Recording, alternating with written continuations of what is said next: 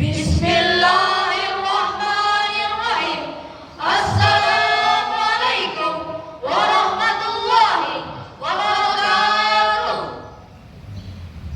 Yang terhormat Kepala Sekolah SMP Imam An-Nawawi Kandang, Ustaz Wadna, dan yang saya hormati Bapak Ibu, orang tua peserta didik, majelis guru dan hadirin sekalian.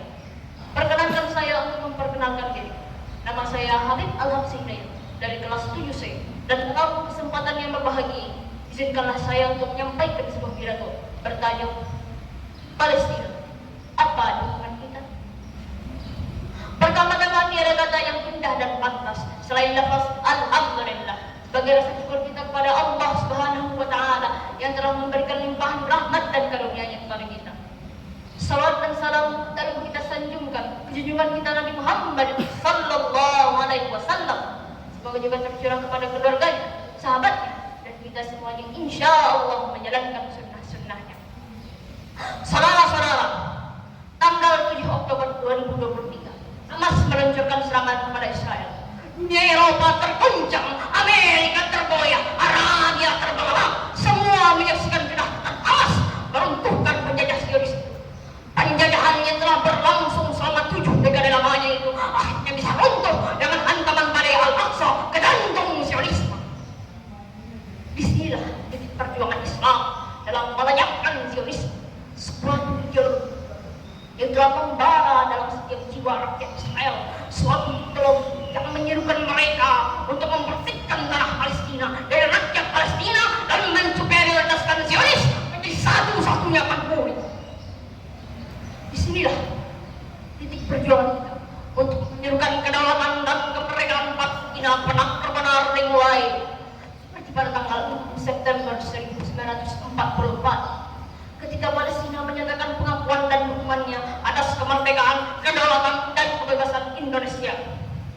Ketika Mufti Besar Palestina Syekh Muhammad Amin Al-Hussein mewakili negara pertama untuk menyatakan pengakuannya dan dukungannya atas kemerdekaan Negara Kesatuan Republik Indonesia. Ini adalah sebuah peringatan pada orang-orang yang masih berpendapat bahwa Israel berhak untuk membela kedaulatannya dengan apapun syarat. Maka sama saja ia berkata bahwa Belanda berhak menjajah dan melakukan pembantaian terhadap rakyat Indonesia sebagai cara untuk mempertahankan wilayah jajahannya. Lalu Palestina harus menerima keberadaan dan kedaulatan Israel. Sama saja ia berkata bahwa Belanda, Indonesia berhak tunduk, harus tunduk pada penjajahan Belanda. Hamas, pejuang kemerdekaan Palestina, dicap sebagai teroris. Maka sama saja ia berkata bahwa TNI, pejuang kemerdekaan Indonesia, sebagai pemberontak. Karena situasi Israel Palestina dan Belanda Indonesia pada zaman perjuangan kemerdekaannya cukup berbanding. Dilihat dari sisi Israel, Anda akan melihat Hamas sebagai teroris yang mesti dilenyapkan, dan rakyat Palestina sebagai hewan yang layak dibantai. Sama jika Anda melihat perlawanan Indonesia dari sudut pandang Belanda, Anda akan melihat Soekarno, Cut Nyak, Sisingamangaraja, Tuan Tambusai, Tuan Imam Bonjol, dan selainnya sebagai radikal, teroris, dan pemberontak.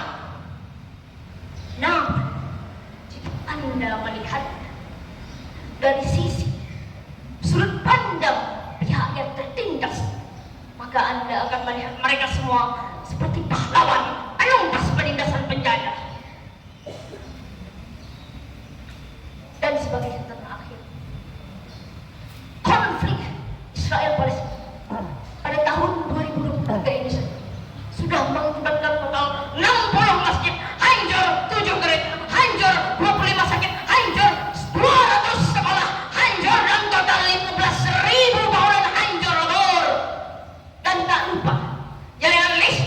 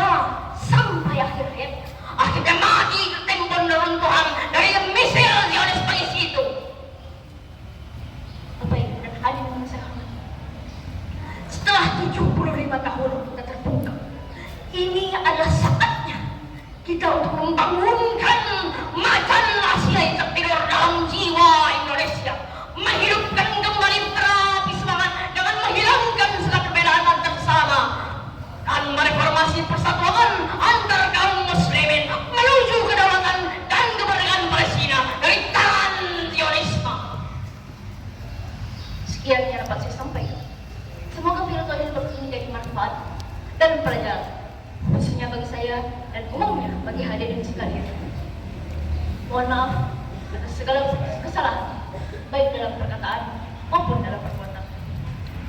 Sekali lagi saya tegaskan, perteguhkan iman, perbanyakkan doa, dan suatu hari kan kita saksikan Palestina merdeka. Assalamualaikum